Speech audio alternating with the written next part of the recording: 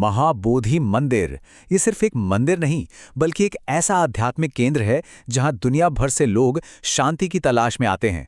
लेकिन यही जगह एक बहुत ही गहरे और पुराने कानूनी विवाद का केंद्र भी है। तो चलिए आज समझते हैं कि आखिर शांति का ये प्रतीक इतने बड़े संघर्ष की वजह क्यों बना हुआ है।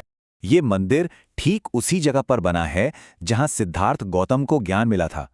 जैसा कि इस कोट में साफ लिखा है, ये बौद्ध धर्म के लिए सिर्फ एक इमारत नहीं, बल्कि उसके जन्म का प्रतीक है।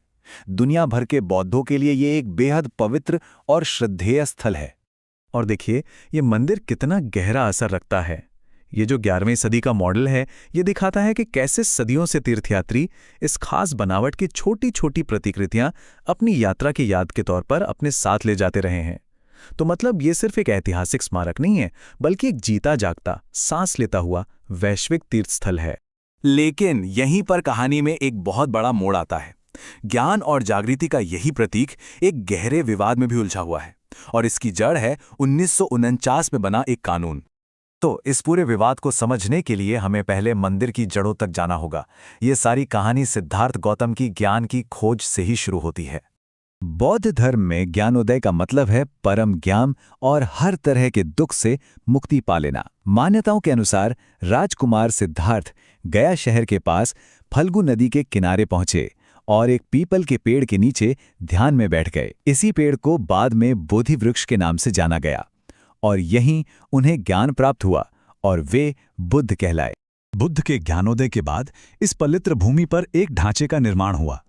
चलिए अब देखते हैं कि समय के साथ इस मंदिर का क्या हुआ, क्योंकि इसका अपना एक लंबा और काफी उतार चढ़ाव भरा इतिहास रहा है। मंदिर के इतिहास पर एक नजर डालते हैं। लगभग 260 ईसा पूर्व में सम्राट अशोक ने यहां पहला मंदिर बनवाया।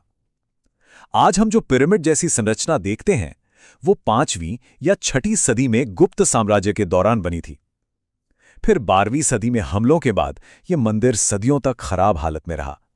आखिर में 1880 के दशक में अंग्रेजों ने इसे फिर से ठीक करवाना शुरू किया। मतलब 2000 साल से भी ज्यादा का इतिहास है इस जगह का।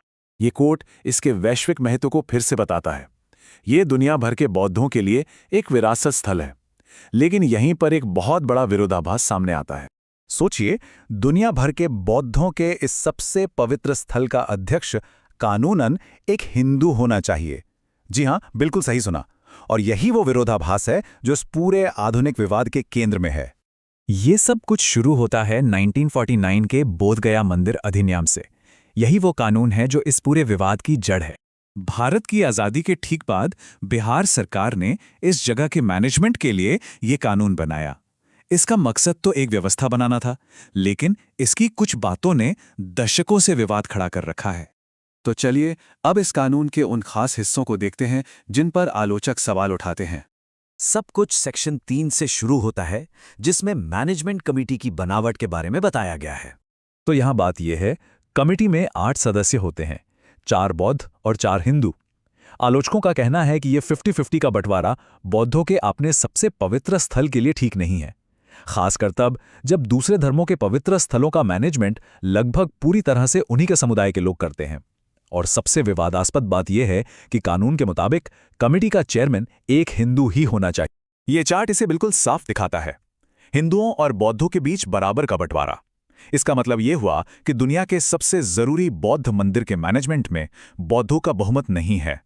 फिर आता है सेक्शन 5, जो राज्य सरकार को यह अधिकार देता है कि अगर उसे कोई बड़ी गड़बड़ी दिखे तो वो पूरी कमेटी को भंग कर सकती है।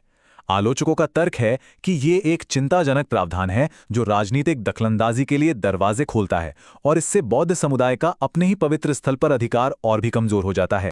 और भी बहुत कुछ है। सेक्शन 11 मंदिर परिसर में हिंदू अनुष्ठान पिंडदान की इजाजत देता है। सेक्शन 12 के मुताबिक किसी भी विवाद में आखिरी फैसला राज्य सरकार का होगा, बौद्ध अधिकारियों का नहीं। और सेक्शन 13 राज्य को धार्मिक गतिविधियों के लिए नियम बनाने की शक्ति देता है। कुल मिलाकर ये सब राज्य को बहुत ज्यादा नियंत्रण देता है। इन्हीं सब चिंताओं के जवाब में 1949 के इस कानून में सुधार या इसे पूरी तरह से रद्द करने के लिए एक मजबूत आंदोलन चल रहा है। जो संगठन सुधार की वकालत कर रहे हैं, उनकी 4 मुख्य मांगें हैं। पहली, मंदिर का मैनेजमेंट पूरी तरह से बौद्धों को सौंपा जाए। दूसरी, हिंदू चेयरमैन की अनिवार्यता खत्म हो। तीसरी, विवादों का निपटारा बौद्ध अधिकारियों द्वारा किया जाना चाहिए। और चौथी, दखलंदाजी रोकने के लिए राज्य सरकार की शक्तियों को कम किया जाए। और ये बात पूरी बहस को बहुत अच्छे से समझाती है। जैसा कि अंबेडकर इंटरनेशनल सेंटर के इस कोर्ट में कहा गया है, ये मांग किसी के बहिष्कार के बारे में नहीं है, बल्कि धार्मिक समानता के बारे में है।